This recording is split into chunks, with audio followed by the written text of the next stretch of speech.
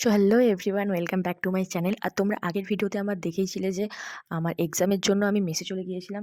তো তারপরে আর কোনো ভিডিও ব্লগ কিছুই করাই হয়নি, কারণ আমার এক্সামটা ছিল। তো এক্সাম শেষ করেই আমি বাড়ি চলে এলাম, আর সেই ব্লগটা বেশি আমি নিচ্ছি না।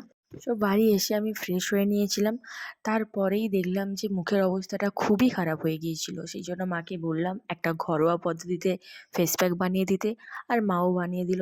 তারপর ওটা আমি ভালো করে মুখে অ্যাপ্লাই করলাম। অ্যাপ্লাই করে 10 to 15 মিনিট আমি মুখটাকে স্ক্রাব করছিলাম। তারপরে নর্মাল ফেস ওয়াটার বা চিল ওয়াটার, যেটা তোমাদের ভালো লাগে সেই ওয়াটার দিয়ে তোমরা ক্লিন করতে পারো, বাট আমি নর্মাল ওয়াটার দিয়েই ক্লিন করে নিয়েছি। দেন আমি মুখে খুব ভালো করে নাইট ক্রিম অ্যাপ্লাই করে নিয়েছিলাম।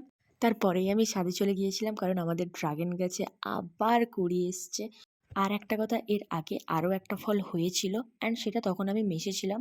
তো সেই জন্য মা পেড়ে ওটা রেখে দিয়েছিল যাতে আমি আসি অ্যান্ড একসাথেই সবাই মিলে খাবো। এবারে ড্রাগন গাছে দুটো হয়েছে, একটা অনেকটাই বড় হয়ে গিয়েছে, এটা প্রায় 5-6 দিন হয়ে গিয়েছে।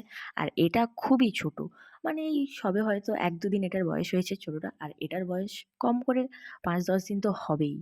তারপর আমি নিচে চলে গিয়েছিলাম, আর মা হচ্ছে আমাকে সেই ড্রাগন ফলটা দিয়ে দিয়েছিল। আমিও সেটাকে কেটে নিলাম। একটু শুকনো হয়ে গিয়েছিল, কারণ কদিন আগেই মা তুলে রেখেছিল। কাটার সাথে সাথেই আমি একটা নিয়ে খেয়ে নিলাম, খুব সুন্দর লেগেছে।